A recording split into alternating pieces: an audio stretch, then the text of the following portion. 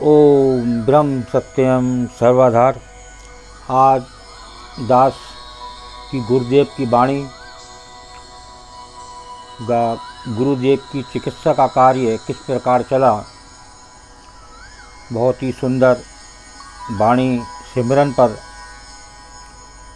और गुरुदेव की चिकित्सा किस प्रकार चली, किस प्रकार सेवा करी चिकित्सा द्वारा, आज उसको सिमरण करें। बहुत ही आनंददायक विचार। तो पहले वाणी का आनंद लेते हैं। मन की मैल उतारिए,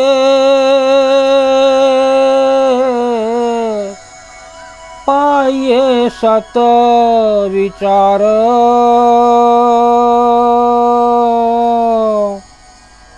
मंगत दीपक नाम का, तब होए उजियार। मन की मैल उतारिए, पाइए सत विचार, मंगत दीपक नाम का, तब होए उजियार। सतनाम सिमरन करो, ये साधन की सार। सिमरन पूरा योग है, सिमरन सत विचार। कुटल मन निश्चय भया, जब सत सिमरन को पाए। नाम रूप जाए कल्पना, तत्पर गास समाये। सिमरन मन स्वरूप है, सिमरन में संसार। सत सिमरन जब जानिया, तब पाई सुख सार। जैसी मन की सिमरती, ऐसी काम न होए। सत नाम सिमरन करे, मैल भरम की ढोए। जतन यथारथ जगत में, सिमरन नाम प्रभु एक। पल पल तिसे ध्याइए, बिसरे पलक न एक। झूठ कल्पना सब मिटे, जब सत सिमरन को पाए। नित ही निश्चल ध्यान में, जीव अमृत को खाए। साचा सिमरन कीजिए, सब सच संग करो निवास। जाए भरम की दूषणा, काल कर्म की प्यास। भरमत भर में जीव ये, सत सार बिसराए। घनी शयानफ धार के, बांधा जम पर जाए। वेद ग्रंथ की सार ये, और सतगुरु का विचार, निश्चय आवे नाम प्रभु, पल पल करें चितार। दुर्लभ जीवन पाया, उठ के लाभ विचार,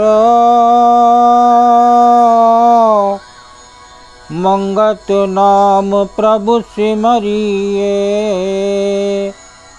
जो तीन काल सुख सार। दुर्लभ जीवन पाया,